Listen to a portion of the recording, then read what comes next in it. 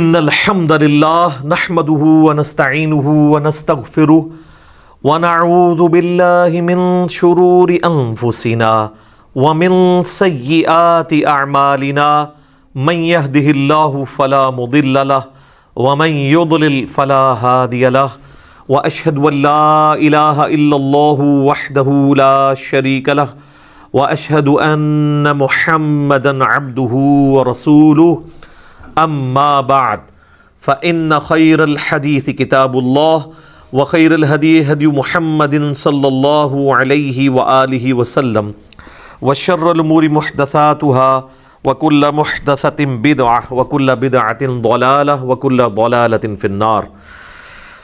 اعوذ بالله السميع العليم من الشيطان الرجيم من همزه ونفخه ونفثه. بسم الله الرحمن الرحيم. رب اشرح لي صدري ويسر لي امري واحلل عقدة من لساني يفقهوا قولي. بسم الله الرحمن الرحيم. ان الله وملائكته يصلون على النبي يا ايها الذين آمنوا صلوا عليه وسلموا تسليما. اللهم صل على محمد وعلى آل محمد كما صليت على ابراهيم وعلى آل ابراهيم انك حميد مجيد. اللهم بارك على محمد وعلى آل محمد كما باركت على إبراهيم وعلى آل إبراهيم إنك حميد مجيد. اللهم ربنا آتنا في الدنيا حسنة وفي الآخرة حسنة وقنا عذاب النار. ربنا آتنا من لدنك رحمة وهيئ لنا من أمرنا رشدا. لا الہ الا انت سبحانک انی کنت من الظالمین. حسبنا اللہ ونعم الوکیل. یا حی یا قیوم برحمتک استغیث ولا حول ولا قوة الا باللہ العلی العظیم. آمین. الحمدللہ آج 12 اپریل 2020 کی سنڈے والی قرآن کلاس نمبر 24 کی اسٹوڈیو ریکارڈنگ ہونے جا رہی ہے. آج انشاءاللہ تعالی ہم سورۃ البقرہ کی آیت نمبر 158 سے سٹارٹ لیں گے. اعوذ باللہ من الشیطان الرجیم. بسم اللہ الرحمن الرحیم. ان الصفا والمروۃ من شعائر اللہ. بے شک صفا اور مروہ اللہ تعالیٰ کی نشانیوں میں سے ہیں. یہ دو پہاڑیاں آج بھی مکے کے اندر موجود ہیں، اور حج اور عمرے کے دوران جب بھی سعی کی جاتی ہے تو صفا مروہ کے درمیان 7 چکر کاٹے جاتے ہیں.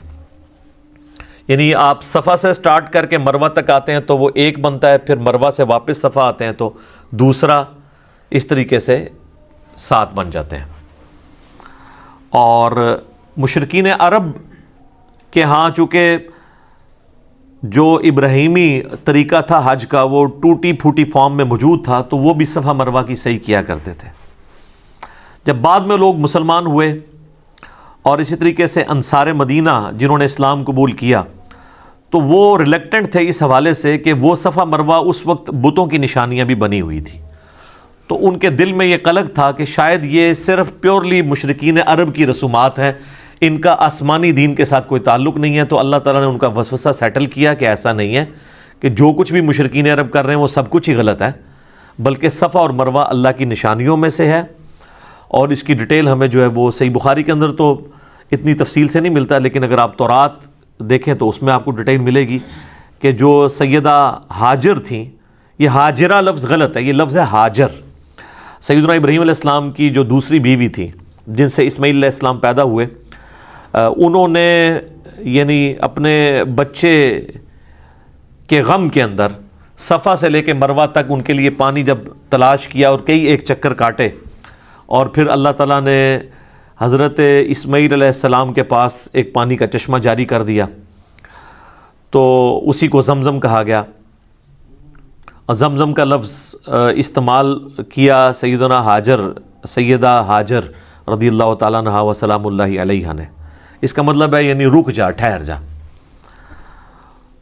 تو ان کی اس یاد کے اندر اللہ تعالیٰ نے اس کو یعنی حصہ بنا دیا عمرے اور حج کا، صفا مروہ کی سعی کرنے کو. کیونکہ جب اس وقت صفا مروہ تھا تو یہ دو پہاڑیاں تھیں، تو ایک پہاڑی سے دوسری پہاڑی پہ چڑھتے ہوئے یا ایک سے دوسری پہ چڑھنے کے لیے اترتے ہوئے آپ کو خود بخود سپیڈ آپ کی زیادہ ہو جاتی ہے جب آپ اترائی کی طرف آتے ہیں۔ وقت گزرنے کے ساتھ ساتھ وہ وادی جو ہے وہ فل اپ ہونی شروع ہوئی، الٹیمیٹلی پھر وہ آلموسٹ اس وقت تو لیول پہ آ چکی ہے، لیکن پھر بھی صفا اور مروہ کی جو وہ پہاڑیاں ہیں، وہ چٹیل چٹانوں والے پہاڑ، اس کے کچھ حصے ابھی تک پریزرو ہیں، اس کے اوپر انہوں نے باقاعدہ جو ہے وہ ایک کیمیکل لگا کے اسے پریزرو کیا ہوا ہے، تو وہ ابھی بھی نظر آتے ہیں۔ بہرحال وہ چونکہ اترائی تھی تو اس دوران سیدہ ہاجر جو ہیں وہ تیزی سے وہاں سے گزری، کیونکہ اترائی سے تیزی سے گزرا جاتا ہے، تو نبی علیہ السلام نے اس سنت کو پھر جاری فرمایا کہ آپ علیہ السلام بھی صفا مروہ کے دوران اس جگہ پہ جب پہنچتے تھے تو وہ تیزی سے دوڑتے تھے۔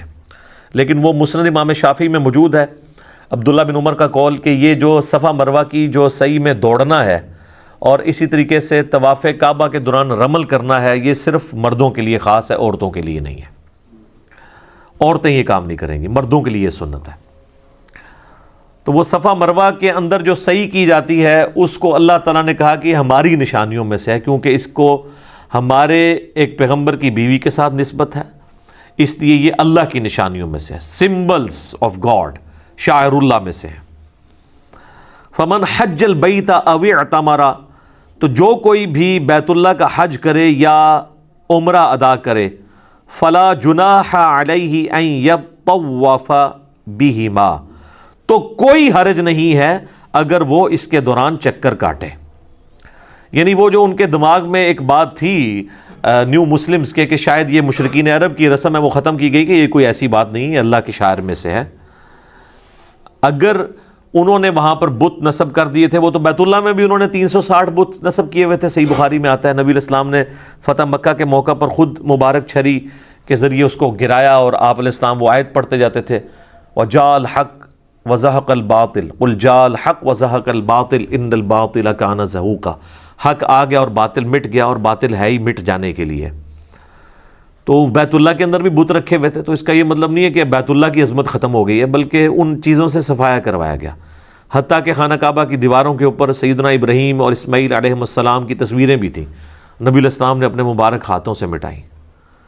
حتیٰ کہ مسند احمد میں آتا ہے خانہ کعبے کی چھت کے اوپر بھی مولا علی کو نبی علیہ السلام نے یعنی سوار کر کے اپنے کندھوں پہ تو بھیجا اور بتوں کو توڑنے کے لیے۔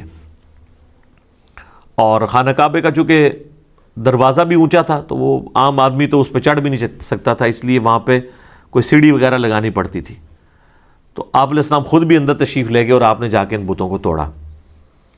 تو یہاں پر یہ کہا جا رہا ہے کہ یہ جو صفا مروہ ہے یہ اللہ کی نشانیوں میں سے ہیں، تو جو کوئی حج کرے گا بیت اللہ کا یا عمرے پہ آئے تو اس کو کوئی حرج نہیں ہے کہ اس کی سعی کرے، وہاں پہ طواف کرے۔ لیکن یہ طواف خانہ کعبے والا طواف نہیں ہوتا، خانہ کعبے کا جو طواف ہے وہ 7 کے 7 چکر قبلے کے گرد کاٹے جاتے ہیں، اور چکر کا آغاز جو ہے وہ حجر اسود والے کارنر سے کیا جاتا ہے اور اسی پہ اختتام ہوتا ہے۔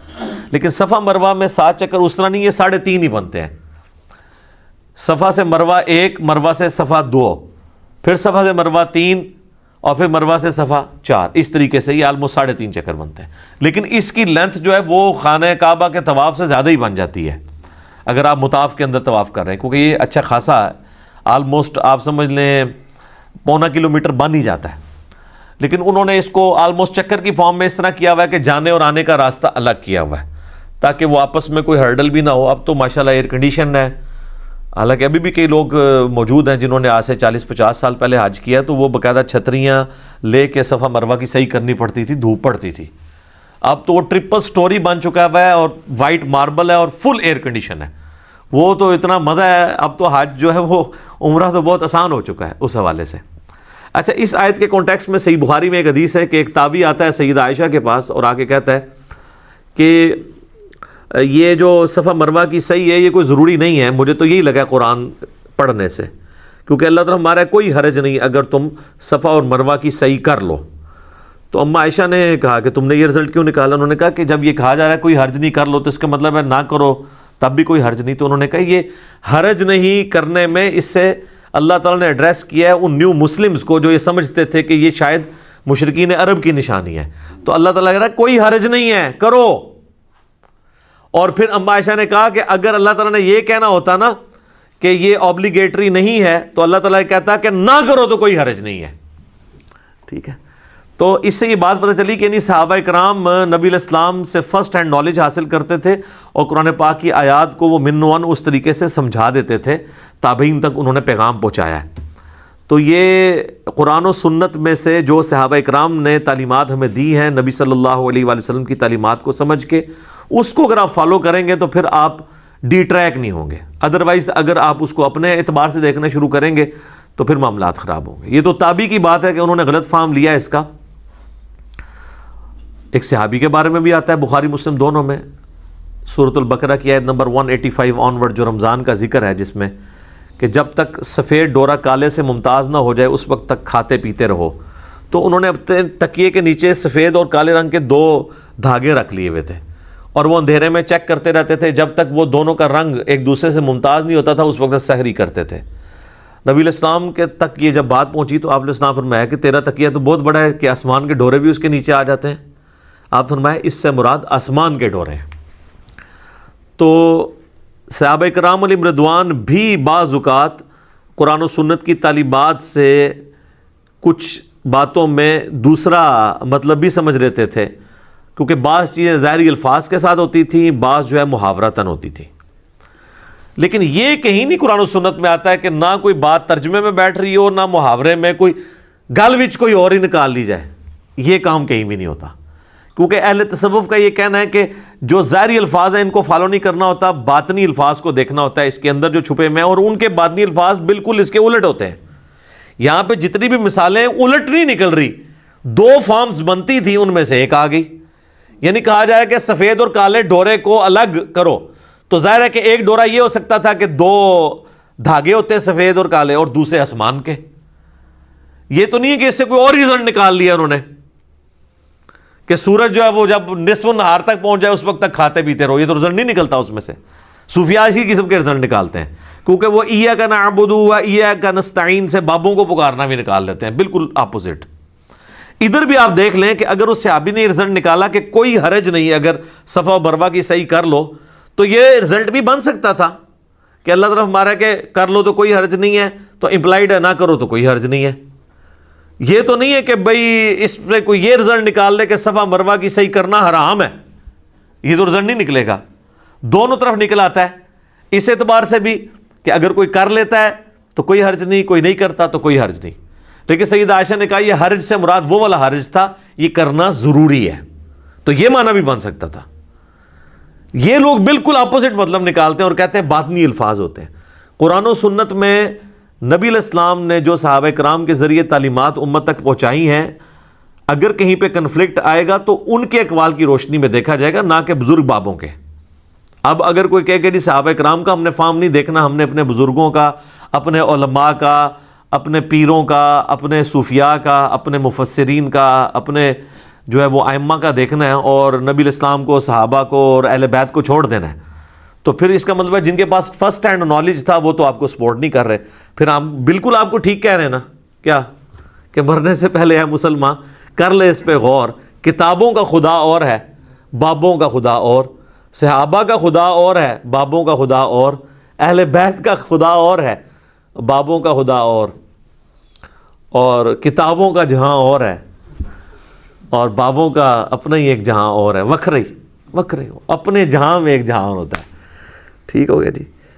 تو یہ اس بات کا ثبوت ہے کہ صحابہ کے فہم کے ساتھ ہم نے کتاب و سنت کو لے کے چلنا ہے. وَمَن تَطَوَّعَ خَيْرًا, اور جو کوئی خوشی سے نیکی کماتا ہے تو فَإِنَّ اللَّهَ شَاكِرٌ عَلِيمٌ, تو بے شک اللہ تعالیٰ بڑا قدردان ہے, علم والا ہے. یعنی صفا مروہ کی صحیح کرنا سنت ابراہیمی بھی ہے اور ثواب کا کام بھی ہے. اب میرے بھائیوں بڑی امپورٹنٹ آیت آ رہی ہے, سورۃ البقرہ کی آیت نمبر 159. یہ ہم نے اپنے کربلا والے ریسرچ پیپر پہ ٹائٹل پیج کے اوپر لگائی ہے کہ اللہ تبارک و تعالیٰ نے یہود و نصارہ کو اس بات کے اوپر گرفت کی ہے کہ یہ لوگ اپنی کتابوں میں آئے ہوئے حق کو چھپاتے تھے, اور ظاہر ہے اس میں جو گرفت ہے وہ علماء پہ ہے کہ وہ اپنی پبلک تک وہ بات نہیں پہنچنے دیتے تھے. تعویل خاص کے اعتبار سے تو اس سے مراد وہ پروفیسیز ہیں، وہ پیش گوئیاں ہیں جو اگلی الہامی کتابوں میں اللہ کے محبوب صلی اللہ علیہ وآلہ وسلم کے بارے میں موجود تھیں کہ پیغمبر آخر الزماں آئیں گے صلی اللہ علیہ وآلہ وسلم۔ ایون آج کے بھی جو اولڈ ٹیسٹمنٹ اور نیو ٹیسٹمنٹ میں وہ پروفیسیز موجود ہیں۔ میں نے کچھ کا ذکر تعارف قرآن والے جو 6 لیکچرز تھے ان کے اندر کیا ہے، آج میں اس ڈیٹیل میں نہیں جاتا۔ اصل میں اس یونیورسل ٹروتھ کو سمجھیں کہ اللہ تعالیٰ کو اس معاملے میں کتنا غصہ آتا ہے، جلال آتا ہے ان لوگوں پر جو لوگوں سے حق چھپاتے ہیں، چاہے وہ اس کو کوئی بھی نام دیں کہ جی وہ امت کے وسیع تر مفاد میں کیا جا رہا ہے۔ میرے بھائی، انڈیا، پاکستان، بنگلہ دیش میں لوگوں نے امت کے وسیع تر مفاد میں ہی بخاری مسلم کی رفع الیدین والی حدیثیں چھپائی ہوئی تھی، کیونکہ وہ کہتے تھے یہاں پہ بابوں نے آ کے آلریڈی فقہ حنفی کو اسٹیبلش کر دیا ہے۔ اب اگر ہم بخاری مسلم سے نماز کا طریقہ بتائیں گے تو جب بنیادی رکن نماز ہی چیلنج ہو جائے گی تو وہ کہیں گے یہ تمہارے بزرگ ہمیں کیا کروا کے گئے ہیں، تو بہتر یہ ہے کہ اس کا ترجمہ ہی نہ کرو، اور اگر ترجمہ کرنا بھی ہے عوام الناس کے ہاتھ میں نہ لگنے دو۔ اور وہ اب آپ دیکھ لیں رزلٹ کہ جب ترجمہ ہوا ہے 1920 میں، تو اب یہ 2020 آلموسٹ 100 سال ہوئے ہیں، تو ہر معاملہ تلپٹ ہو گیا ہے۔ یعنی فقہ حنفی اور ان کے علماء اور ان کے بزرگ اور ان کی کٹر فالوئنگ جو بھی ہے وہ بھی منہ چھپاتے پھر رہے ہیں، اور حتیٰ کہ یہ حال ہو گیا کہ ان کی اپنی نسلیں جو ہیں وہ ریورٹ ہو رہی ہیں۔ ہم سے تو سارے لوگ رابطہ کرتے ہیں خاندانی طور پہ، جو لوگ یعنی علماء دیوبند یا بریلوی علماء کی اولادوں میں سے ہیں، اس خاندان سے تعلق رکھنے والے لوگ ہیں، وہ ریورٹ ہو رہے ہیں کہ یار یہ ہمارے لوگ کیا کہانیاں کروا کے گئے ہیں۔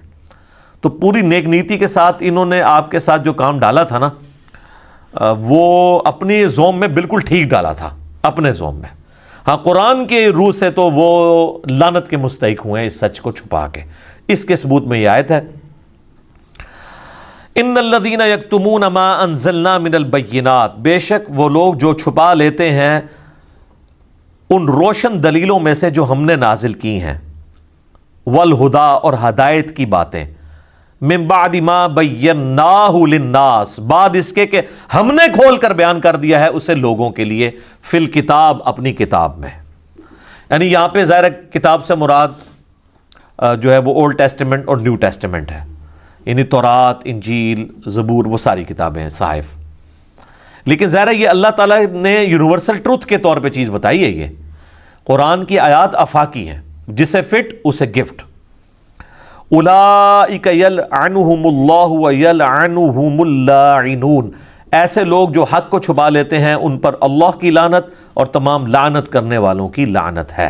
استغفر اللہ واتوب الیہ من کل ذنب واتوب الیہ الا الذین تابوا، ہاں ان میں سے جو لوگ توبہ کی روش اختیار کر لیں گے، واصلحوا، اور اپنی اصلاح کر لیں گے۔ اور صرف توبہ اور اصلاح سے کام نہیں چلے گا کہ یار میں نے جو حق چھپایا ہوا تھا میں توبہ کرتا ہوں، نہیں، بتانا بھی ہوگا کیا چھپایا تھا۔ وَبَيَّنُوا، اور بیان بھی کر دے جو کچھ اس نے چھپایا ہوا تھا۔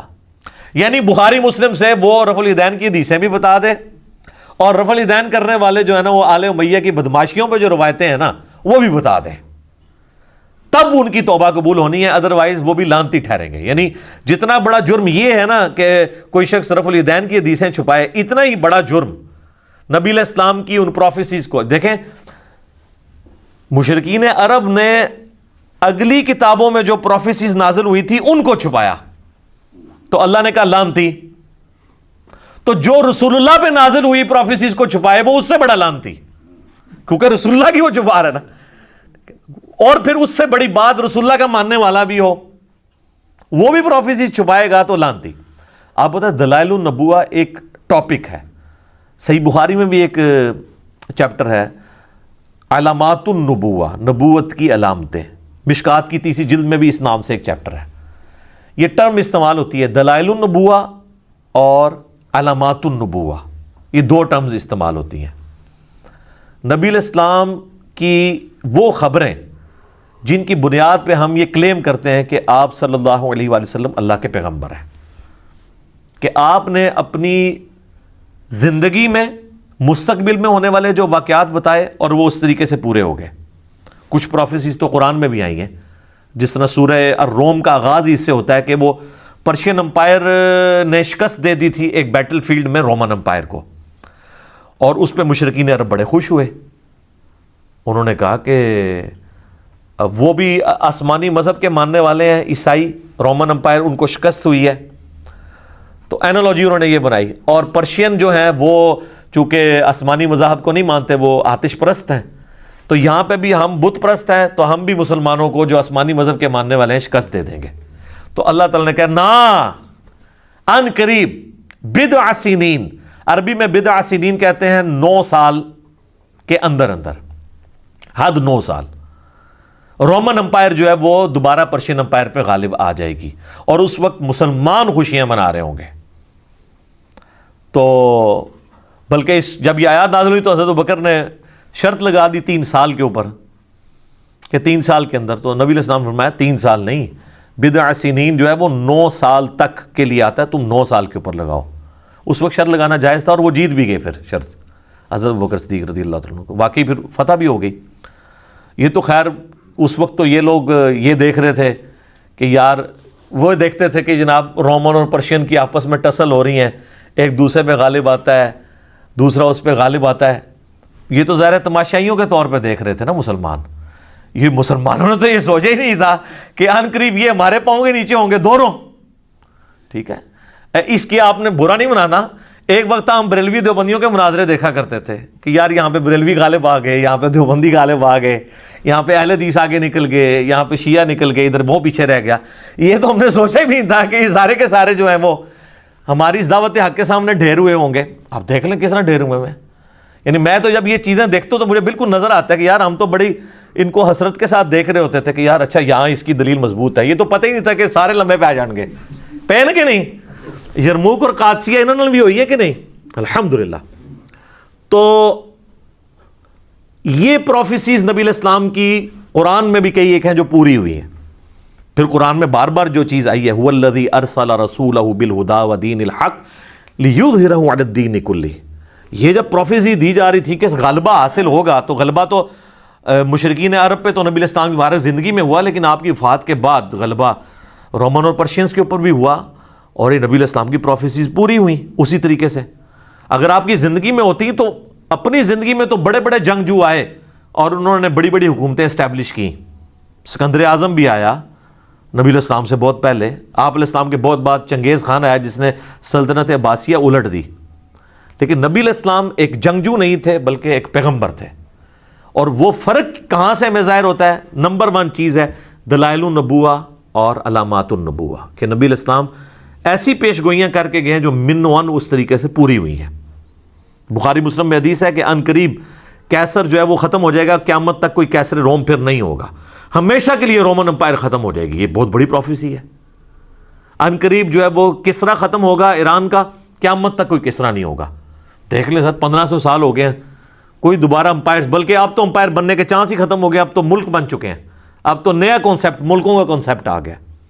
تو نبی علیہ السلام جب یہ باتیں فرما رہے تھے اس وقت تو غیب کی چیزیں تھیں، آج تو ہم دیکھ سکتے ہیں ظاہر ہو چکی ہیں. یہ چیز یہ ثابت کرتی ہے کہ آپ اللہ کے پیغمبر ہیں. اسی ٹاپک کو محدثین کہتے ہیں دلائل النبوہ، دلائل النبوہ یا علامات النبوہ. امام بیہقی نے آلموسٹ 3500 احادیث اسی ٹاپک پہ جمع کی ہیں. اس کا نام ہی انہوں نے رکھا ہے دلائل النبوہ. اچھا، یہ لفظ نبوہ ہے، نون کے اوپر پیش ہے، زبر نہیں ہے. اردو میں خیر چل جاتا ہے لیکن عربی میں اصل میں یہ لفظ نبوت ہے. تو ختم نبوت لفظ ہوگا، نبوت نہیں ہے. نون پہ بھی پیش اور با پہ بھی پیش. تو دلائل النبوہ جو کتاب ہے 3500 احادیث ہیں، اس میں انہوں نے ثابت کیا کہ نبی علیہ السلام نے کون کون سی پیش گوئیاں کی. اور سر وہ تو اس وقت تک تھیں، یہ تو 5ویں صدی ہجری میں لکھی گئی ہے. اس میں کئی ایک پیش گوئیاں وہ ہیں جو اس کتاب کے بعد پوری ہوئی ہیں، جو آج ہم ویریفائی کر سکتے ہیں. مثلا تاتاریوں کے ساتھ جو مسلمانوں کی جنگیں ہیں، جس پہ بخاری مسلم میں حدیث ہے کہ ان قریب تم ایسے لوگوں سے قتال کرو گے جو چپٹے چہرے والے ہوں گے، موٹے ناک والے، ڈھال کی مانند، وہ سارے چائنیز جو ہوتے ہیں. تو یہ حدیثیں بخاری مسلم میں تو موجود تھیں، لیکن یہ پروفیسی تو آ کے 8ویں صدی کے اندر آ کے پوری ہو رہی ہیں. تو اس وقت مسلمانوں تو نہیں سوچا تھا کہ یہ ہوگا سارا معاملہ. تو یہ دلائل النبوہ، نبی علیہ السلام کی جو نبوت کی خبریں ہیں، یہ اس بات کا ثبوت ہے کہ آپ اللہ کے پیغمبر ہیں. کیونکہ کسی اور جنگجو نے کبھی یہ پیش گوئی نہیں کی ہے کہ میرے بعد یہ ہوگا اور وہ اس طریقے سے ہو جائے. یہ آپ کو دوسرے جنگجوؤں سے ممتاز کرتی ہے۔ نمبر 2، جتنے بھی جنگجو آئے انہوں نے کوئی سسٹم نہیں دیا اپنے فالوورز کو، وہ انہوں نے حکومتیں بنائی، قبضہ کیا، اپنی ریٹ اسٹیبلش کی، چلے گئے، پیچھے ان کے لوگ لڑتے مرتے رہے۔ لیکن نبی الاسلام ایک سسٹم دے کے گئے، اور اس سسٹم کی برکات ہے کہ باقی سارے انقلاب وقت کے ساتھ ختم ہو گئے، لیکن نبی الاسلام کا انقلاب آج بھی گلی گلی موجود ہے۔ دنیا میں 1.5 ارب لوگ ہیں جو اس پیغمبر کے ماننے والے ہیں۔ دنیا کا کوئی ملک نہیں جہاں پر نماز نہ پڑھی جاتی ہو۔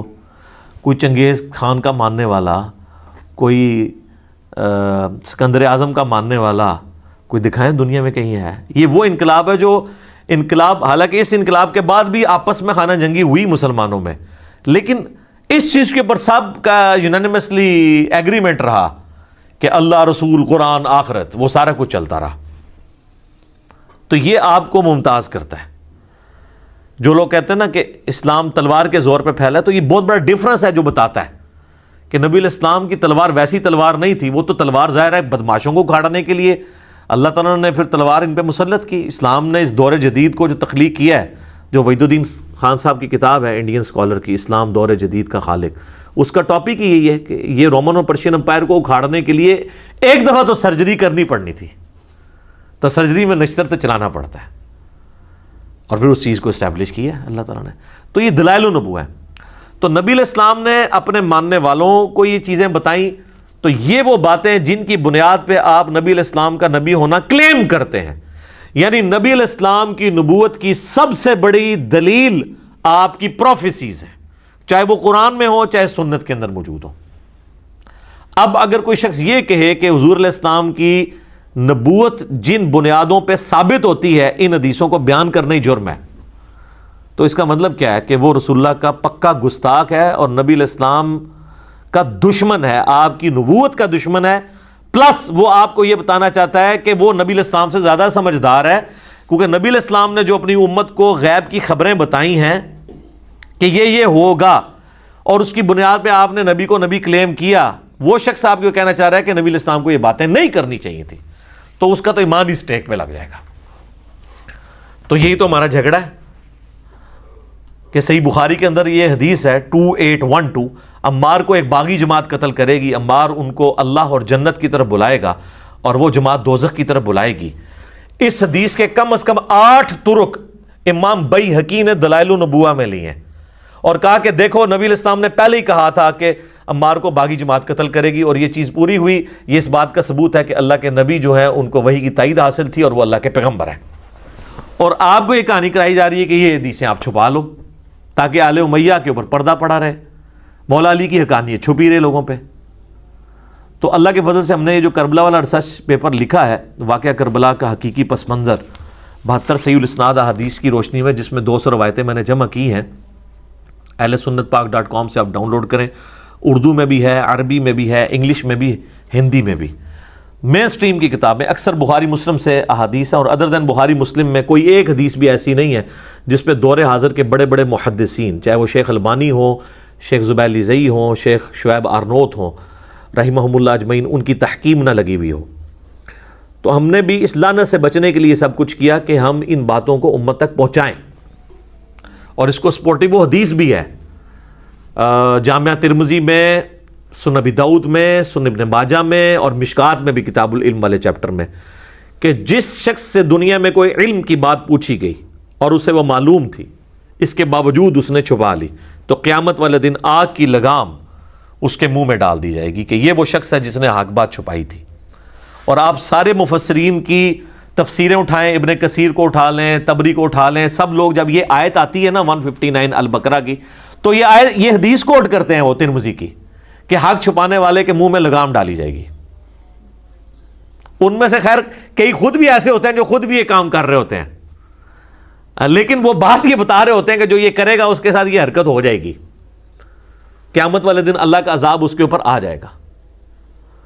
تو اسی چیز سے بچنے کے لیے ہم نے اس چیز کو بیان کیا، اور پھر دیکھ لیں اسی بنیاد پہ ہم لوگوں کو بھی یہ کہتے ہیں کہ الا الذین تابوا، جو لوگ توبہ کریں گے، واصلحوا، اور اپنی اصلاح کر لیں گے، وبینوا، اور پھر بیان کر دیں گے چھپائی ہوئی باتوں کو، فاولئک اتوب علیہم، تو ایسوں کی توبہ اللہ تعالیٰ قبول کرے گا. وَأَنَا التَّوَّابُ الرَّحِيمُ اور میں توبہ قبول کرنے والا رحم فرمانے والا ہوں، ہمیشہ رحم فرمانے والا الرحیم. تو توبہ ان کی قبول ہونی ہے کہ جو یہ باتیں بیان کریں. اب چونکہ سنی شیعہ تفریق ہو چکی تھی اور کربلا ایک بون آف کنٹینشن بن چکا تھا، تو لوگوں نے بڑے وسیع تر مفاد میں کبھی اس کو مشاجرات صحابہ کا نام دے کے چھپا لیا. حالانکہ یہ مشاجرات صحابہ تھے تو پھر دلائل النبوہ میں کیوں تھے؟ وہاں سے بھی نکال دیے جاتے اور نہ بتایا جاتا لوگوں کو. تو یہ ایک آڑ لی گئی مشاجرات صحابہ کی.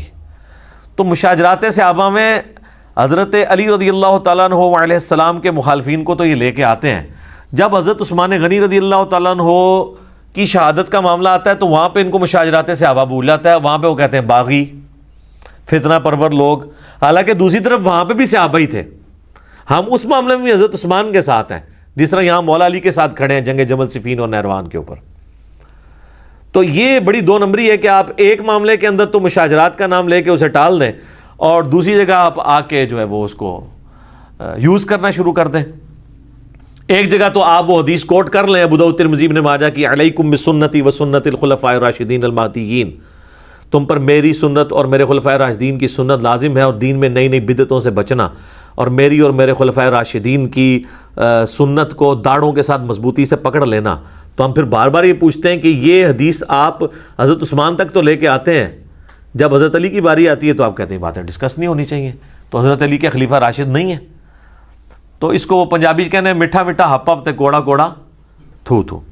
تو اللہ کا شکر ہے کہ ہماری دعوت حق سے جہاں پہ ہم نے قرآن کی توحید کو بیان کیا، جو غدیر خم پہ نبی الاسلام نے ہمیں قرآن اور اہل بیت دو چیزیں دی تھیں، صحیح مسلم میں اوپر ترے 4 حدیث 6225 سے 6228 تک. تو اس پلیٹ فارم سے الحمدللہ قرآن کی توحید بھی بیان ہوئی اور اہل بیت کا دفاع بھی ہوا ہے. بعض لوگ جو ہیں وہ آدھے غدیر خم پہ کھڑے ہیں، وہ توحید کو لے کے بیٹھے ہیں، اہل بیت کا نام آتے ہی ان کو جناب مصیبت پڑ جاتی ہے. اور بعض لوگ صرف اہل بیت کا نام لے کے چل رہے ہیں اور قرآن کی توحید کا نام سنتے ہی ان کے ماتھے پہ بل آنا شروع ہو جاتا ہے. یہ وہ پلیٹ فارم ہے جہاں سے پورے کا پورا دین بیان ہو رہا ہے. باقی سب لوگ آدھی آدھی باتیں، افتؤمنون ببعض الکتاب وتکفرون ببعض، کتاب کے کچھ حصے کو مانتے ہیں کچھ کو چھوڑتے ہیں. تو اللہ نے فرمایا ایسے لوگوں کی پھر جزا یہ دنیا میں ذلت اور رسوائی اور آخرت میں بڑے عذاب کی طرف انہیں جھونکا جائے گا. اللہم اجرنا من النار، آمین. ان الذین کفروا وماتوا وہم کفار، بے شک وہ لوگ جو کہ کفر اختیار کرتے ہیں اور وہ مر جاتے ہیں اس حال میں کہ وہ کفر ہی پر ہوتے ہیں. اولئک علیہم لعنت اللہ والملائکۃ والناس اجمعین، ایسے لوگوں پر اللہ کی لعنت، اللہ کے فرشتوں کی لعنت اور ساری انسانیت کی لعنت. خالدین فیہا، وہ رہیں گے ہمیشہ ہمیش اس دوزخ میں. لا یخفف عنہم العذاب، ان سے وہ عذاب ہلکا نہیں کیا جائے گا. ولا هم ينظرون، اور نہ ہی انہیں کوئی مہلت دی جائے گی. تو یہ کافروں کے بارے میں کیٹاگوریکل ڈیسیژن آ گیا، لیکن یہ اس کافر کے بارے میں ہے جو توبہ کے بغیر مر گیا. اگر موت کے غرغرے سے پہلے توبہ کر لی تو جامع ترمذی میں حدیث ہے کہ موت کے غرغرے سے پہلے اللہ توبہ قبول کر لیتا ہے. اور سورہ الفرقان کی آیت نمبر 70 میں آیا ہے کہ جو لوگ دنیا کی زندگی میں شرک سے توبہ کر لیں گے، اللہ تعالیٰ ان کے گناہوں کو بھی نیکیوں سے بدل دے گا اگر وہ پکی توبہ کر لیتے ہیں، بشرطے کہ ان کی توبہ درست ہو. ایک پاکستانی توبہ ہے نا، اور ایک اللہ کے نزدیک توبہ ہے. اللہ کے نزدیک خالی خلی توبہ کوئی شے نہیں ہے. اللہ کے نزدیک توبہ ہے اصلاح کے ساتھ. میرا یوٹیوب کے اوپر ایک کلپ بھی ہے، اللہ کی رحمت سے دھوکہ، اس میں میں نے اس آیت کو بریف کیا تھا چونکہ یہ کریٹیکل آیت ہے. یہ نکال لیں سورہ النحل کی آیت نمبر، سورہ نحل جو ہے وہ پارہ نمبر 14 میں آخری صورت ہے. بالکل اینڈ پہ جا کے نا یہ آیت آئے گی جس میں اللہ تعالیٰ نے اپنا اصول بیان کیا ہے کہ اللہ تعالیٰ نے توبہ کس کی قبول کرنی ہے. آیت نمبر 119 ہے آپ کے بلو والے قرآن میں، 282 نمبر پیج ہے، سورۃ النحل کی آیت نمبر 119، 14ویں پارے کا آخری صفحہ، اس کی پہلی لائن ہے ثم ان ربک للذین عملوا السوء بجہالۃ، پھر اس کے بعد تمہارا رب ان لوگوں کے حق میں جو کہ گناہ کر لیتے ہیں جہالت کے اندر. ثم تابوا، اور اس کے بعد پھر توبہ کر لیتے ہیں، من بعد ذالک، اس گناہ کے ہونے کے بعد، وَأَصْلَحُوا، اور اپنی اصلاح بھی کر لیتے ہیں۔ یہ اصلاح کا ذکر تو سورۃ البقرہ کی آیت نمبر 159 میں بھی آیا تھا، ان ربک من بعدہا، بے شک تیرا رب اس کے بعد ان کے حق میں لغفور الرحیم، ضرور بالضرور بخشش فرمانے والا، مہربان ہوگا۔ کس کے حق کے اندر؟ جو لوگ جہالت میں گناہ کر بیٹھے ہیں، اس کے بعد وہ فوراً توبہ کر لیں اور اپنی اصلاح بھی کر لیں، اس کے بعد معاف کرے گا۔ ہمارے لوگ کہتے ہیں نہیں، صرف توبہ سے ہی معافی ہو جائے گی۔ یا ایھا الذین آمنوا توبوا الی اللہ توبۃ نصوحا، اے ایمان والو اللہ کی طرف ایسی توبہ کرو جو آگے کو نصیحت ہو جائے۔ وَإِلَٰهُكُمْ إِلَٰهٌ وَاحِدٌ، اور تمہارا معبود تو ایک ہے، اکیلا، یکتا، لا الہ الا ہو، کوئی نہیں معبود سوائے اس کے، الرحمن الرحیم، اس کی رحمت ٹھاٹھے مارتے ہوئے سمندر کی مانند ہے، اور الرحیم، اس میں دوام بھی ہے۔ سمندر میں تو کبھی کبھی طغیانی آتی ہے نا، پھر ٹھنڈا ہو جاتا ہے۔ اللہ کی رحمت کا جو سمندر ہے نا، اس میں کبھی بھی کمزوری نہیں آتی، وہ ہمیشہ ٹھاٹھے مارتے ہوئے سمندر کی طرح ہے۔ الرحمن بھی ہے اور الرحیم میں بھی، یہ دونوں کوالٹیز ہیں اس کی۔ اچھا، یہ جو آیت نمبر ہے نا جی، سورہ البقرہ کی آیت نمبر 162 163، وَإِلَٰهُكُمْ إِلَٰهٌ وَاحِدٌ، ابو داؤد و ترمذی میں حدیث ہے، نبی علیہ السلام نے فرمایا کہ اللہ تعالیٰ کا جو اسماء اعظم ہے نا، وہ قرآن حکیم کی 2 آیات کے اندر ہے۔ ایک آیت آپ نے سورہ البقرہ کی یہ آیت پڑھی، وَإِلَٰهُكُمْ إِلَٰهٌ وَاحِدٌ لَا إِلَٰهَ إِلَّا هُوَ الرَّحْمَٰنُ الرَّحِيمُ، اور دوسرا ہے سورہ آل عمران کی شروع کی آیت پڑھی، الف لام میم اللہ لا الہ الا هو الحی القیوم۔ اور پھر آپ علیہ السلام نے فرمایا کہ اللہ کے جو اسماء اعظم ہیں، یعنی جس کے ذریعے اللہ کی طرف دعا کی جائے تو اللہ تعالیٰ محروم نہیں لوٹاتا، وہ ان 2 آیات کے اندر ہے۔ آپ علیہ السلام نے یعنی اس کو اسپیسیفائی نہیں کیا، لیکن ظاہر ہے جو اللہ کے نام آ رہے ہیں وہی اسماء اعظم ہیں، الرحمن، الرحیم، یا حی یا قیوم، یہ دونوں اس میں آتے ہیں، اور یہ الرحمن الرحیم یہاں پہ۔ اس لیے آپ دیکھتے ہیں میں جب کبھی بھی دعا کرواتا ہوں تو وہ جو جامع ترمذی میں حدیث ہے کہ پہلے اللہ کی حمد بیان کرو، اس کے بعد دروشی پڑھو، اور پھر اللہ سے مانگو، تو پھر اللہ تعالیٰ تمہاری دعا قبول کرے گا۔ تو میں ہمیشہ اسماء اعظم جو پڑھ رہا ہوتا ہوں اس میں یہ 2 آیات بھی پڑھتا ہوں، سورہ البقرہ کی آیت نمبر 163 اور سورہ آل عمران کی شروع کی آیات، وَإِلَٰهُكُمْ إِلَٰهٌ وَاحِدٌ لَا الہ الا هو الرحمن الرحیم الف لام میم اللہ لا الہ الا هو الحی القیوم۔ اب میرے بھائیو، اگلی جو آیت ہے نا سورہ البقرہ کی آیت نمبر 164، اسے آیت الآیات کہا جاتا ہے، اس کا نام ہے۔ ایسی آیت جس میں اللہ کی کئی آیات بیان ہوئی ہیں، اللہ کی قدرت کی نشانیاں، سائنز آف گاڈ، ایک نہیں بے شمار۔ اور قرآن حکیم میں سورۃ البقرہ کی آیت نمبر 164 کے مقابلے پہ کوئی ایک آیت ایسی نہیں ہے جس میں صرف ایک آیت کے اندر اللہ تعالیٰ کی قدرت کے فزیکل فینومینا آف نیچر، جو اللہ تعالیٰ کے فینومینا بنائے ہوئے ہیں، وہ سارے کے سارے آلموسٹ بڑے بڑے فینومینا جو قرآن پاک میں سکیٹرڈ فارم میں ہیں، جن کو التذکیر بھی اعلیٰ اللہ کہا گیا ہے، وہ بیان ہوئے ہوں سوائے اس آیت کے۔ ان فی خلق السماوات والارض، بے شک آسمانوں اور زمین کی تخلیق میں، واختلاف اللیل والنہار، اور رات اور دن کے آنے جانے میں، والفلک التی تجری فی البحر، اور کشتیوں کے، جہازوں کے سمندروں میں چلنے میں، بما ینفع الناس، جو کہ لوگوں کے نفع کے لیے چلتی ہیں، یعنی وہاں سے سی فوڈ جو ہے وہ شکار کیا جاتا ہے۔ وما انزل اللہ من السماء من ماء، اور اللہ تعالیٰ جو نازل فرماتا ہے آسمان سے پانی، فاحیا بہ الارض بعد موتها، اور پھر اس پانی کے ذریعے مردہ زمین کو زندہ کر دیتا ہے، یعنی سبزہ اگا دیتا ہے اس پانی کے ذریعے۔ وبث فیہا من کل دابہ، اور اللہ تعالیٰ نے جو زمین میں ہر طرح کے جانور پھیلا دیے ہیں۔ وتصریف الریاح، اور ہواؤں کے بدلتے رہنے میں، والسحاب المسخر بین السماء والارض، اور بادلوں میں جو کہ اللہ تعالیٰ کے حکم کے پابند ہیں، آسمان اور زمین کے اندر جو سسپینڈڈ ہیں بادل، لآیات لقوم یعقلون، اس کے اندر اللہ تعالیٰ نے آیات رکھی ہیں ان لوگوں کے لیے جو اپنی عقل استعمال کرتے ہیں۔ دیکھ لیں کتنی نشانیاں اللہ تعالیٰ کی قدرت کی اس میں گنوائی گئی ہیں۔ نمبر 1 آسمان اور زمین کی تخلیق، نمبر 2 رات اور دن کا آنا جانا، نمبر 3 جہازوں کا سمندروں میں چلنا اور اس کے ذریعے سی فوڈ کا حاصل کرنا، نمبر 4 آسمان سے پانی کا برسنا، نمبر 5 اس پانی کے برسنے سے زمین کو اللہ نے مردہ ہونے کے بعد دوبارہ سے زندہ کر لیا، نمبر 6 زمین میں ہر طرح کے جاندار پھیلا دیے، لو جی سب کچھ کور ہو گیا،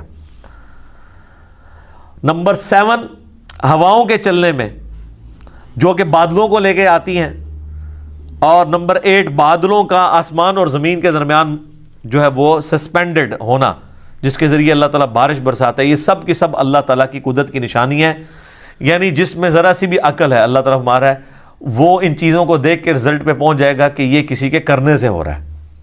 God is the only explanation of all the physical phenomena in this universe۔ اللہ ہی واحد وضاحت ہے اس کائنات میں ہونے والے ہر فزیکل فینامنا کی۔ تو اب جس اللہ کی یہ کوالٹیز ہیں اس کے مقابلے پہ اگر کسی اور کے ساتھ وہ چیزیں وابستہ کر دی جائیں تو اس سے بڑا کوئی جرم نہیں ہو سکتا، اور یہی اللہ اس چیز کا حقدار ہے کہ اس کے ساتھ شدید محبت کی جائے، دلی محبت آخری درجے کی، جو کسی اور مخلوق کے ساتھ نہیں ہو سکتی۔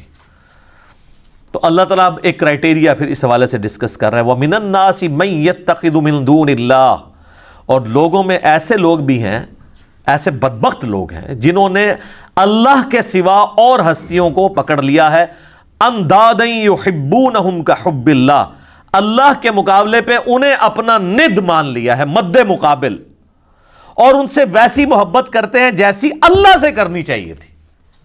اللہ اکبر۔ یہ آیات پڑھی جاتی ہے نا تو لوگ سمجھتے ہیں شاید یہ مشرکین عرب کے بارے میں نازل ہوئی تھی۔ تو مشرکین عرب اگر اس جرم کے اوپر مجرم ہے اللہ کے حضور، تو آج بھی جو لوگ یہ کر رہے ہیں وہ بھی اسی طریقے سے مجرم ہیں۔ اور آپ کو آج مسلمانوں میں اکثریت ایسے لوگوں کی نظر آئے گی جو اگر آپ ان سے حلفیہ بیان لیں تو وہ کبھی یہ نہیں کہیں گے کہ ہم اللہ سے بڑھ کے کسی سے محبت کرتے ہیں، لیکن ان کا ایٹیچیوڈ یہی ہے۔ وہ آپ کو کبھی شعر سنائیں گے، اللہ اللہ کیے جانے سے اللہ نہ ملے گا، اللہ والے ہیں جو اللہ سے ملا دیتے ہیں، اور اللہ والے ان کو کہہ رہے ہوتے ہیں جو اپنی عبادت کروا رہے ہوتے ہیں۔ اگر اللہ والے سے مراد یہ رسول اللہ کو، صحابہ اور اہل بیت کو لیں تو ہم ان کے ساتھ ہیں، لیکن آپ کو پتہ ان کو نہیں لیتے کیونکہ وہ تو ولی نہیں تھے نا، ولی تو بعد میں ہوتے ہیں، وہ اللہ والے ان کو کہہ رہے ہوتے ہیں جن سے تجوید سے اگر آپ نماز سنیں تو نہیں سنا سکتے، اور ترجمہ تو بھول ہی جائیں کہ وہ سنا سکتے ہیں۔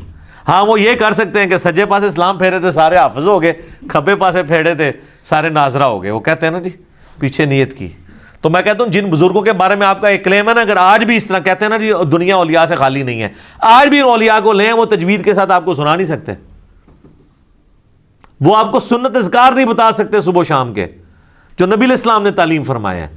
فرض نماز کے بعد کہ آپ کو 2-3 اذکار بتائیں گے، 17 نہیں بتا سکتے، ان کی تربیت ہی وہ نہیں ہوئی ہے۔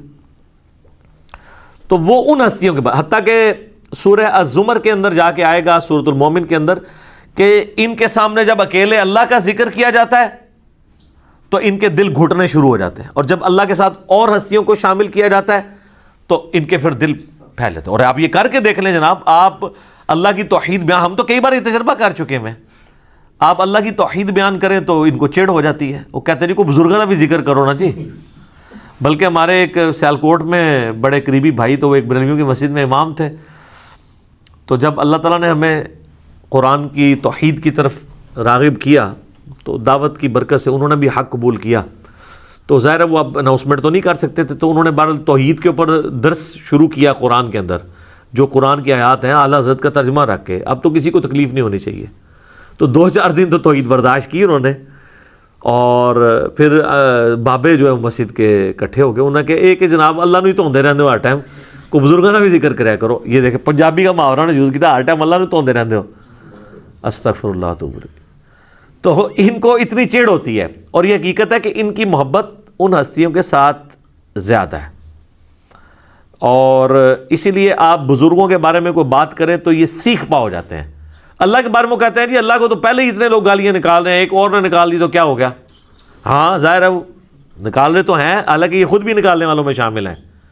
جی سورہ مریم میں آتا ہے کہ جو اللہ تعالیٰ کے لیے بیٹا تجویز کرتا ہے, یعنی شرک کرتا ہے, شرک کی کوئی بھی فارم ہو, وہ اللہ کو ایسی بات کہہ رہا ہے, ایسی گالی دے رہا ہے کہ قریب ہے آسمان پھٹ پڑے اور زمین شک ہو جائے اور پہاڑ ریزہ ریزہ ہو جائے.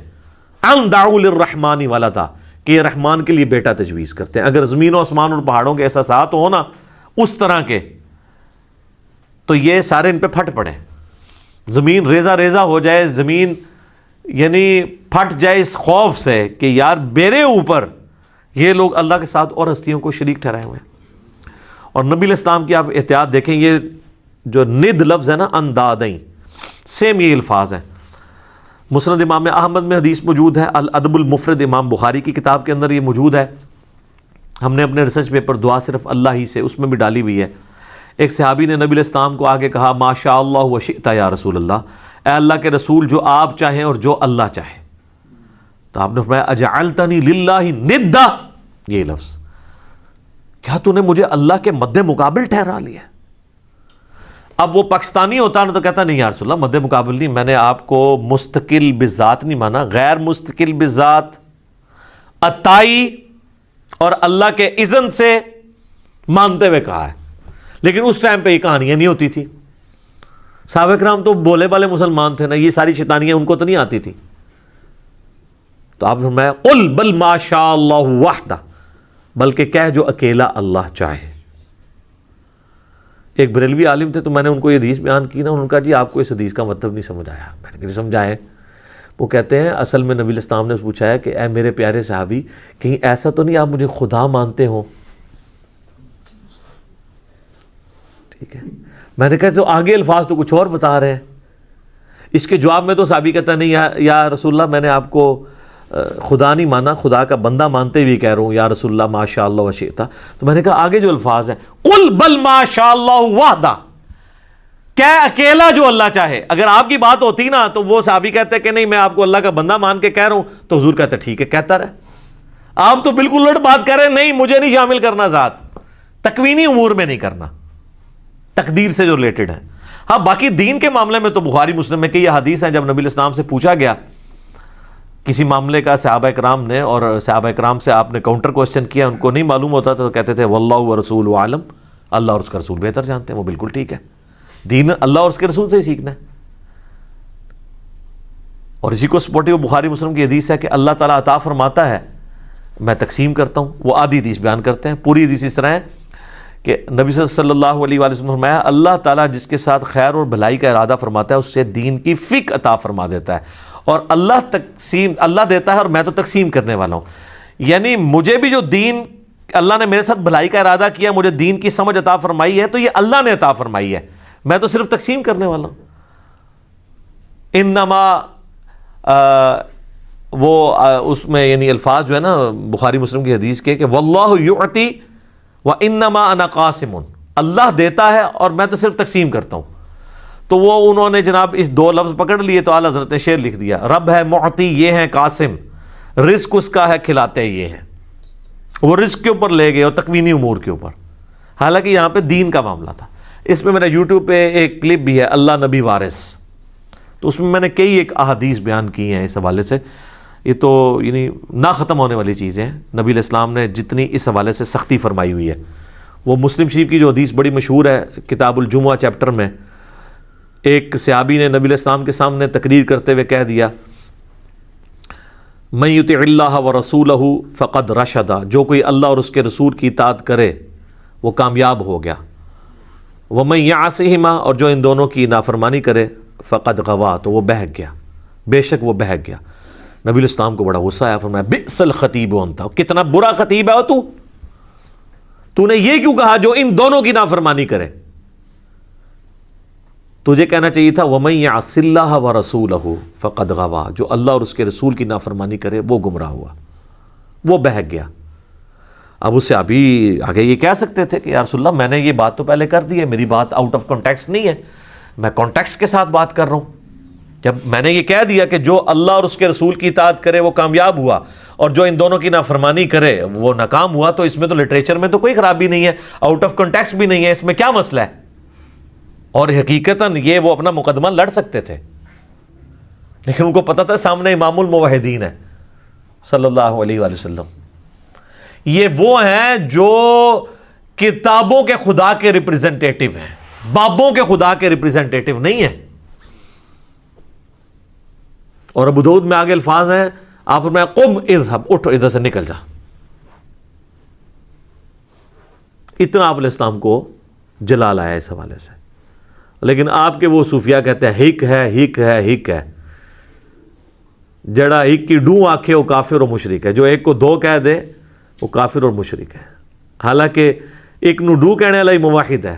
حادث کو قدیم سے الگ کرنے کا نام ہی توحید ہے، خالق کو مخلوق سے الگ کرنے کا نام ہی توحید ہے۔ تو اللہ تعالیٰ فرماتا ہے کہ یہ ان لوگوں کی حالت ہے کہ یہ اللہ کے مقابلے پہ اور ہستیوں سے ایسی محبت کرتے ہیں جو اللہ سے کرنی چاہیے۔ والذین آمنوا، اور جو لوگ ایمان والے ہیں، اشد حبا للہ، ان کی تو شدید ترین محبت اللہ کے ساتھ ہوتی ہے، اور اس لیول کی محبت ہوتی ہے کہ جامعہ ترمذی میں حدیث ہے، نبی علیہ السلام نے فرمایا کہ اللہ تعالیٰ سے محبت کرو کہ اس نے تمہیں نعمتوں سے نوازا ہے، اور مجھ سے اس لیے محبت کرو کہ میں اللہ کا رسول ہوں، اللہ کی نسبت کی وجہ سے، اور میرے اہل بیت سے محبت کرو کیونکہ ان کی نسبت میرے ساتھ ہے۔ یہ ہمیں چین بتائی گئی ہے۔ یہ کہتے ہیں جی وہ شیخ احمد سنندی جن کو مجدد الافسانی کہتے ہیں، وہ کہا کرتے تھے میں تو اللہ کو مانتا ہی اس لیے ہوں کہ وہ نبی کا رب ہے۔ حالانکہ قرآن میں بالکل اور بات ہے، یہ الٹ بات کی ہے۔ قرآن تو کہتا ہے لَقَدْ مَنَّ اللَّهُ عَلَى الْمُؤْمِنِينَ إِذْ بَعَثَ فِيهِمْ رَسُولًا، یہ اللہ کا احسان ہے کہ اس نے مومنین میں رسول کو بھیجا ہے اپنی شناخت کے لیے۔ یہ الٹی گنگا لے کے چلتے ہیں، اور پھر ظاہر ہے یہ باتیں تو بکتی ہیں۔ پھر انبیاء کی شان میں غلو کرنا تو بکتا ہے نا جی، عیسائیت میں بکا ہوا ہے نا، آپ دیکھ لیں نا۔ تو اللہ تعالیٰ نے ایک مخلوق کا معاملہ ہی ایسا رکھا ہے کہ یہ اگر امتحان نہ ہو مخلوق کی کوالٹیز کا تو اللہ کے ساتھ کوئی اور شریک ہی نہ ٹھہرایا جائے کسی کو، تو اسی لیے لوگ پھر شریک ٹھہراتے ہیں نا۔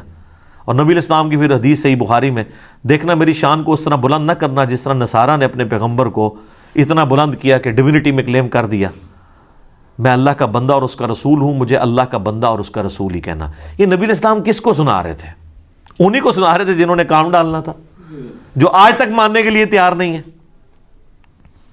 تو اللہ بتا شدید ترین محبت اہل ایمان کی اللہ کے ساتھ ہوتی ہے۔ بخاری مسلم میں حدیث ہے، اس نے ایمان کی علاوت چکھ لی جس کے لیے اللہ اور اس کا رسول ساری دنیا سے بڑھ کر محبوب ہو جائیں۔ نمبر 1 یہ، نمبر 2 دوستی اور دشمنی کا معیار اللہ کی ذات، اور نمبر 3 کفر کی طرف لوٹایا جانا اس کے لیے اتنا ہی مشکل ہو جائے جتنا زندہ آگ میں جلنا، وہ جلنے کے لیے تیار ہو جائے لیکن کفر نہ اختیار کرے تو اسے ایمان کی مٹھاس مل جائے گی۔ اب اللہ تعالیٰ غصہ فرما رہے ہیں ان کے اوپر کہ جو لوگ اس طرح کی محبت رکھتے ہیں نا اللہ کے مقابل اور ہستیوں کے ساتھ، تو اللہ بتا وَلَوْ يَرَى الَّذِينَ ظَلَمُوا إِذْ يَرَوْنَ الْعَذَابَ، کاش یہ ظالم لوگ وہ وقت دیکھ لیں جب یہ اپنی آنکھوں سے عذاب کو دیکھیں گے، ان القوت للہ جمیعا، تو قیامت کے دن ان کو یہ پتہ چل جائے گا کہ ساری قوتوں کا مالک تو اللہ ہے۔ آپ بے شک کہتے رہے میں اس ٹائم تک جنت ہی نہیں ورنہ جو تک سارے نہ لے جائیں۔ ہاں دوزخ میں کے لیے یہ شرط ہو سکتی ہے کہ جن جن کو میں نے گمراہ کیا جب تک میں دوزخ میں ان کو نہیں لے جاتا تو میں نے دوزخ میں جانا، یہ تو بات بالکل ٹھیک ہوگی۔ جنت اللہ کوئی نہیں پائی جی۔ بخاری مسلم میں حدیث ہے، میری بیٹی فاطمہ اس بات پہ نہ اکڑنا کہ اللہ کے نبی کی بیٹی ہو، اگر اللہ نے پکڑ لیا تو میں اللہ کے حضور تیرے کچھ کام نہ آؤں گا۔ پھر حضور نے اپنے چچا کو بھی کہا کہ عباس میرے چچا میرے مال سے جو لینا ہے لے لے، اے میری پھوپھی صفیہ میرے مال سے جو کچھ لینا ہے لے لے، اگر اللہ نے پکڑ لیا میں تیرے کچھ کام نہیں آؤں گا۔ وَأَنَّ اللَّهَ شَدِيدُ الْعَذَابِ، اور بے شک اللہ تعالی عذاب دینے میں بہت سخت ہے۔ تو یہ قیامت والے دن ہی پتہ چلے گا کہ اللہ تبارک و تعالیٰ اپنے معاملات میں کتنا سخت ہے۔ جب یہ عذاب دیکھیں گے تو ان کو خود پتہ چل جائے گا، اور اس وقت ان کی حال کیا ہوگی۔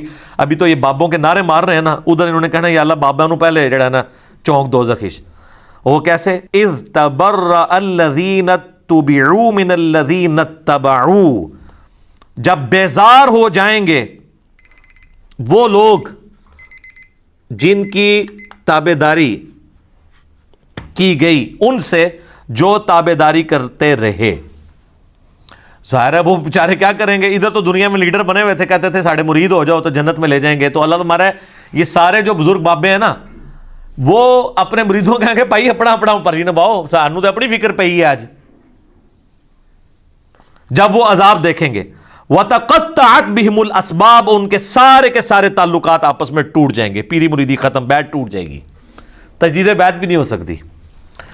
وَقَالَ الَّذِينَ اتَّبَعُوا، تو پھر جب وہ یہ مرید یہ دیکھیں گے نا جو اتباع کرنے والے تھے، وہ کہیں گے لَوْ أَنَّ لَنَا كَرَّةً، کاش ہم دنیا میں ایک دفعہ دوبارہ چلے جانا، پھر تو پوچھ لیں گے تسی تاڑے نعرے مار مار کے تو چندے دے دے کے.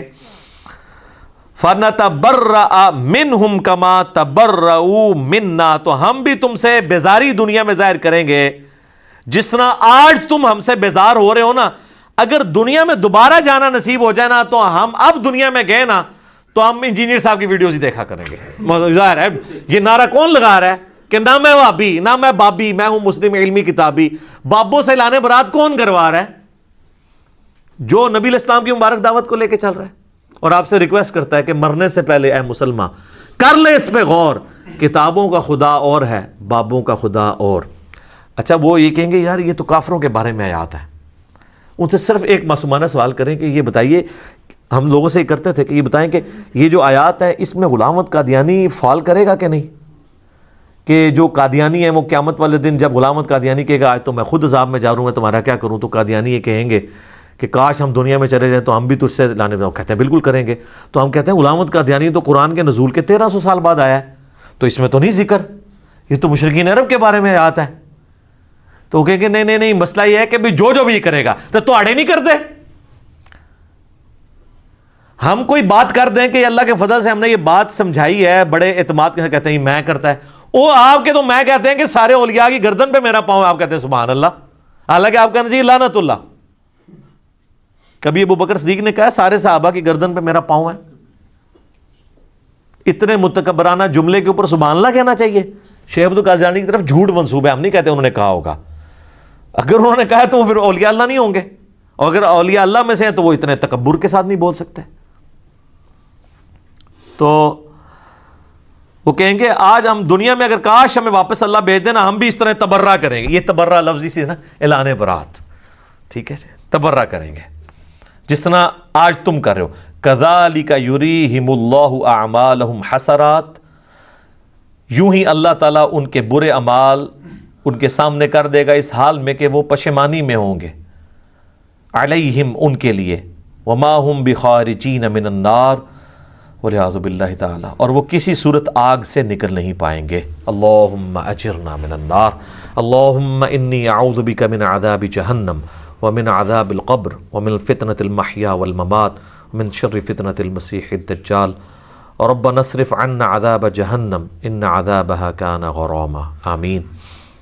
تو یہ دیکھ لیں یہ آخرت میں یہ کچھ ہونا ہے. تو دنیا میں اگر کسی کو پتہ چل جاتا ہے سورہ الاحزاب پڑھ کے دیکھ لیں، وہاں پہ وہ کہیں گے کہ ہمارے بزرگوں کو دگنا عذاب دے اللہ جن کی وجہ سے ہم گمراہ ہوئے. بالکل آخری رکوع میں. تو آپ یہ قادیانیوں کی تو میں نے ورس مثال دی ہے، آپ دیوبندیوں سے اگر پوچھ لیں کہ یہ احمد صاحب بریلوی صاحب کے ماننے والے ان کے بارے میں یہی کہیں گے، بالکل کہیں گے. اور بریلویوں سے پوچھے کہ اشرف تھانوی صاحب کے ماننے والے قیامت دن یہی کہیں گے، بالکل کہیں گے. تو یہ تو اجماع ہی ہوا ہے اس کے اوپر بزرگوں سے تبرہ کرنے پہ. تو اے تبرے جڑے نا بزرگوں سے کرو جے کرنے جے اعلان برات، ٹھیک ہے، اس سے پہلے کہ وہ آپ سے اعلان برات کریں. اور دیکھیں اللہ تعالیٰ کتنا شفیق ہے، اس نے قیامت کی جو وہ ویڈیو تھی نا پہلے ہی چلا دی ہے تاکہ وہاں جا کے آپ کو شرمندگی جو ہونی ہے نا پہلے ہی پتہ چل جائے اور آپ مرنے سے پہلے غور کر لیں. کیا کہ مرنے سے پہلے اے مسلمان کر لے اس پہ غور، کتابوں کا خدا اور ہے، بابوں کا خدا اور یقین جان ایک دفعہ بھی زندگی میں تو نے غور کیا نا تیرے اندر سے آواز نکلے گی کیا کہ نہ میں وابی نہ میں بابی، میں ہوں مسلم علمی کتابی. دیکھ لو بابے نو کیسے رگڑا لگ رہا ہے. ٹھیک ہو گیا. بے شک بابا بچاؤ مہم کریں، بابے تے اللہ تعالیٰ نے پہلے ہی ختم کرتے ہیں. اللہ تعالیٰ سے دعا جو حق بات میں نے کہی ہمارے دلوں میں راسخ فرمائے. اگر جذبات میں میرے منہ سے غلط بات نکل گئی اللہ تعالی ہمارے دلوں سے معاف کر کے اسے معاف بھی فرما دے. سبحانک اللہم و بحمدک اشہد ان لا الہ الا انت استغفرک و اتوب الیک وما علینا الا البلاغ المبین. جزاکم اللہ.